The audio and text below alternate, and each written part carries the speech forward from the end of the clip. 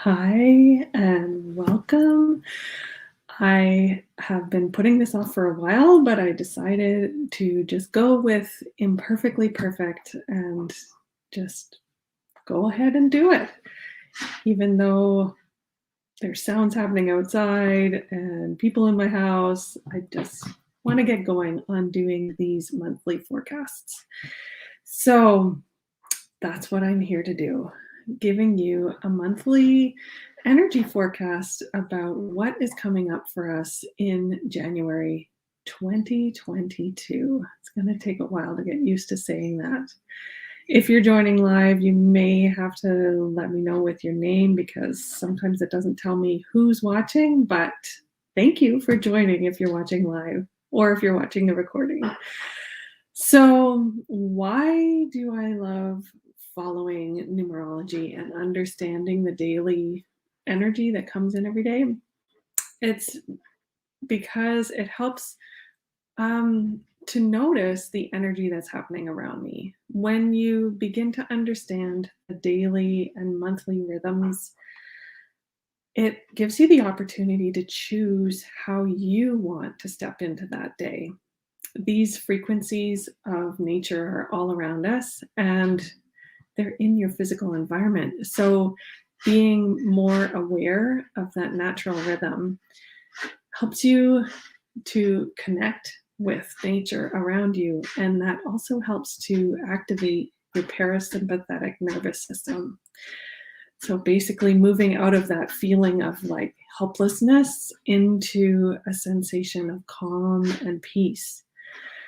You're going to also help yourself shift out of feeling like everything's happening to me into everything is falling into place. And that's a beautiful place to be, especially if you're a mom. So, hi, Lisa. Thanks for joining. I'm trying a new streaming thing, so I'm kind of excited.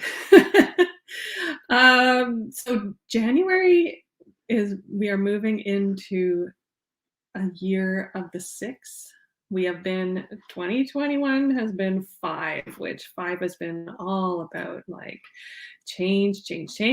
How can I feel more free? And moving into the six is going to be kind of like taking a step back and assessing the changes, right? What is actually feeling good? What is going to be bringing me into alignment? So there may be the sensation of slowing down, but we still have a few months of kind of that leftover five energy for January, February, March until we move back into the one energy in April. So January, we start in the energy of seven. And seven to me always feels like almost like when you're standing in, well, hopefully not as an adult, but as a kid, you see kids waiting in line and there's that kid who's like, come on, like little, not really pushing, but somehow moving everybody ahead. That's what the seven feels like to me is like, okay, like hurry up, take your turn on the slide, go ahead and do it. Whether you know whether it's going to work or not, that's how the seven is going to be. And we are starting in spades. And looking at the whole year, this is the only month of the year that we are going to get a full run through spades. And spades is the energy of transformation and self-mastery. So this is really going to be time to ask yourself what action needs to be taken in order to experience that self-mastery. It's going to be time to go inwards and come to terms with some of the limiting beliefs that you may have carried in with you to the new year. What can you let go of for this transformation? I feel like this is especially powerful because we have a new moon like – January 2nd. So a great time to let things go. January is going to be calling you to trust yourself and to understand that whatever actions, yeah, totally, Dawn. Sorry. This, the spades are all about like digging deep and doing the work. So, yeah, getting rid of the stuff. I love that. Um, so, like that kid on the slide, taking the steps and learning through action to see what you need to do to feel the way that you want to feel those desired feelings. And it's also a time to really get clear on your personal values. Um, there's going to be this, because we're slowing a little bit, this sensation of understanding your own pace. You don't have to be in a rush. There, even in this week leading up to January, there's this sensation of like, I need to know all my plans and my resolutions and my goals. And it's like, no, it's okay to take your time and to move at your pace, a speed that feels good for you. And also learning the patterns that work for you. You know, there is no magical way to do this work. So for you, self-care will look radically different than your neighbors, depending on your personal energy and your personal experiences and everything that goes along with that. So I feel like it's a little bit of time to taste test some things and see, like, how do I like my morning routine to be? How do I want my evening routine to be? What really feels good for how I want to feel in my values and in order to show, to express my passions. So as we come up to the end of the month, there will be that that opportunity to really communicate, to serve your progress, and allow that to happen without any attachment to the outcome. So noticing what you've learned, what you've been doing, and not feeling like you have to bring everybody along with you. So I hope this is all feeling good for you. And just a few dates to watch for as we go through the month. I mentioned before, January 2nd is the new moon. And this is a really strong new moon. Not a super astrology buff, but it's in Capricorn. And it's a super moon, so I think it's closer. But the new moons are that time to set the intention. So it's just a little bit after New Year's to use the energy of the Queen of Spades and the 9 again to release these limitations, to allow you to deepen your intuition and your personal beliefs in your purpose, like what feels good for you to be moving forward into.